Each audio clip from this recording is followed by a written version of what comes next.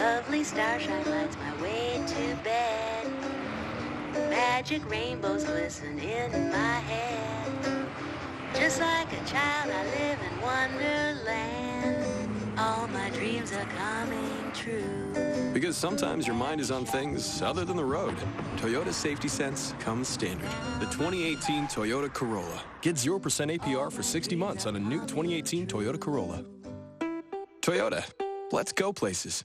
10 to Watch is brought to you by Toyota. Visit your local dealer today. Toyota, let's go places.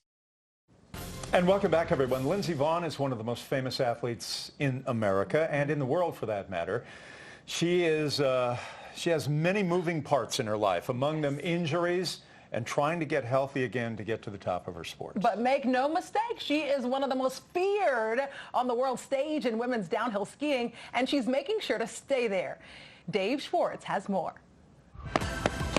It's been 4 years since the Sochi Olympics. Still, Lindsey Vonn remembers every day that she missed it. I definitely didn't watch most of the women's events, and it was an emotion that I definitely kept with me, you know, watching it and having that frustration and anger and disappointment. I've saved those emotions up, and I'll definitely be using them as motivation.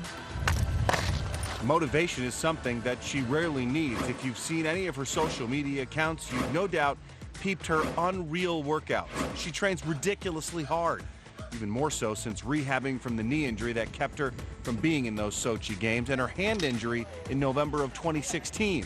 Skiing is her life, and a tough one at that. Yes, it's a grind. It's, yeah, my life revolves around it, and it's my #1 priority. You know, it's what I think about every single day.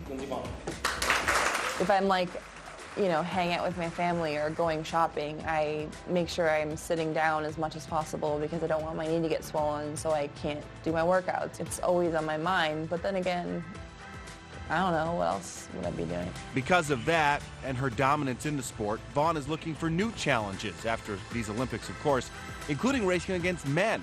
She's trained with the U.S. men's team in the past and says she feels they push her to be even better, and she'd like to know just how good she can be. I'll do what I can. It's definitely a mission of mine in my life, and I don't really care about, you know, publicity or any of that stuff.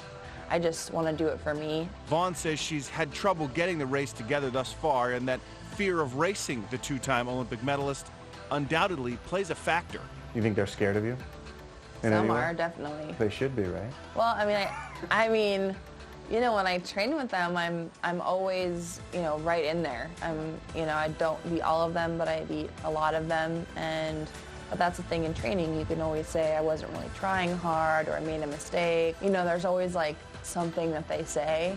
And so I want to just have a fair playing field and everyone's prepared and it's a race and we see who's the fastest. But at 33, she's also wondering how many more chances at Olympic gold she'll get. I thought I would be retired after Sochi, but then I didn't compete in Sochi and everything changed. So it could be my last. I could, who knows, I could keep going on to Beijing.